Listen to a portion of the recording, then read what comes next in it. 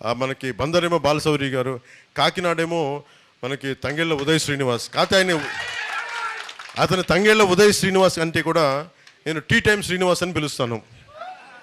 అంటే ఇది ఎందుకు చెప్తున్నానంటే ఇతన్ని చాలామందికి అనుకోవచ్చు ఈయన ఎందుకు పెట్టాను, దేనికి పెట్టాను అంటానికి. ఇప్పుడు ఉన్నదేమో చలమలశెట్టి సునీల్ గారు వైసీపీ నుంచి. ఆయన ప్రతిసారి ఎన్నికల టైంలో వచ్చి వెళ్ళిపోయే వ్యక్తి. ఈయన దాదాపు ఒక 10 లక్షలు 2017లో ఇంజనీరింగ్ చేసి 2017లో ఒక 10 లక్షల పెట్టుబడి, సగటు మధ్యతరగతి రైతు కుటుంబం నుంచి వచ్చిన వ్యక్తి. ఒక 10 లక్షల పెట్టుబడితోటి ఒక టీ టైం, ఎక్కడ కాఫీ డే, బరిస్టా ఇలాంటివి కాకుండా చాలా చిన్నపాటి టీ షాపులు మన ఊళ్ళలో కూర్చొని మాట్లాడే, మోడీ గారు చెప్పినట్టు చాయ్ పే చర్చలాగా, మోడీ గారు చెప్పినట్టు చాయ్ పే చర్చలాగా మనం కూర్చొని టీ టైం మాటలు అని చెప్పి కూర్చొని అందరూ ఆ వయసులో అందరూ కూర్చొని విలాసాలకి వినోదాలకి వెళ్తుంటే ఈ యువకుడు మటుకు కూర్చొని నేను ఏదైనా సాధించాలని కూర్చొని ఒక చిన్నపాటి కాన్సెప్ట్ క్రియేట్ చేశాడు. ఆ కాన్సెప్ట్ ఏంటంటే కూర్చోబెట్టి మనకి బెరిస్టా లాగా, కాఫీ డే లాగా మనం ఎందుకు మన సగటు పల్లెటూరులో మన ప్రాంతాల్లో మనం ఎందుకు పెట్టకూడదు. ఆ ఒక్కడి ఆలోచన 10 లక్షల పెట్టుబడితోటి కూర్చోబెట్టి రకరకాల తేయాకులు, టీ ఆకులు తీసుకొచ్చి రకరకాల కాంబినేషన్స్ తనే కొంతమంది టెస్టర్స్ని పిలిపించుకొని కూర్చొని ఒకటే పని చేశాడు. అది చాలా టీ కాంబినేషన్స్ చేసిన తర్వాత 5-6 టీ కాంబినేషన్స్ పెట్టుకుని చిన్న కొట్టు పెట్టుకున్నాడు. తనే నడిపాడు ముందు, ఫ్రెండ్స్ అందరిని పిలిచేవాడు. అలా కూర్చొని రాజమండ్రిలో పెట్టి అలా కూర్చొని నడుపుతూ ఉంటే ఇంకొకళ్ళు వచ్చి మాకు కూడా ఇలాంటి టీ షాప్ కావాలి, ఏం చేయాలంటే నేను మీకు టీ సప్లై చేస్తాను, మీరు ప్రెమిసెస్ చూపించండి అని.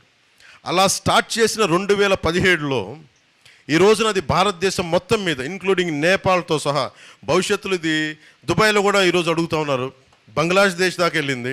ఇది దాదాపు 4000 అవుట్లెట్స్, టీ టైమ్ అవుట్లెట్స్ భారతదేశం అంతటా ఉన్నాయి. ఇది తనకి దాని వచ్చే అందరికి ఫ్రాంచైజ్ ఇచ్చేశాడు. మోడీ గారు చెప్పిన ఆత్మనిర్భర్ అవార్డు గ్రహీత ఇతను. దాదాపు 100కు పైగా అవార్డులు, బెస్ట్ ఎంటర్ప్రెన్యూర్, బెస్ట్ సిఇఓ, ఇలా తీసుకుంటే ఒక లిస్ట్ ఆఫ్ అవార్డ్సే ఉన్నాయి టీ టైమ్ ఉదయ్ గారికి. ఇది తను ఒక్కడే ఎదగడం కాదు, దాదాపు 25,000 మందికి ఉపాధి అవకాశం కల్పించాడు తను. చిన్న ఐడియా, 10 లక్షల రూపాయల పెట్టుబడితో పెట్టిన ఐడియా 25,000 మంది పైచిలకు వ్యక్తులకి అది ఉపాధి అవకాశం కల్పించింది. అలాగే దాంట్లో 1100 మంది, 4000 అవుట్లెట్స్ ఉంటే 1100 మంది మహిళలే ఉన్నారు. 1100 మంది మహిళలు అంటే ఇంట్లో ఉండి, ఇంటి ముందే చిన్న వసారా ఉంటే వసారాలో టీ టైం అని పెడితే అది వాళ్ళకి సెల్ఫ్ ఎంప్లాయ్మెంట్ అయిపోయింది. ఎందుకు చెప్తున్నా అంటే ఇలాంటి వ్యక్తి రేపొద్దున మన కాకినాడ పార్లమెంట్ అభ్యర్థిగా అయితే ఎంత అభివృద్ధి తీసుకురాగలడు అంటే తనకే కోసమే. అది కూడా నేను పిఠాపురం పంపించినప్పుడు తను కూర్చొని ఎమ్మెల్యేగా నేను చెప్పలేదు. అక్కడ ఉన్నాయి మళ్ళీ కూర్చోబెట్టి చాలామంది నలుగుతూ ఉన్నారు, కూర్చోబెట్టి మొత్తం సరి చేసుకొని నాకు స్ట్రీమ్లైన్ చేసిరా అని చెప్పి పంపించాను. సిన్సియర్గా చేశాడు, ఏం ఎక్స్పెక్టేషన్స్ లేవు.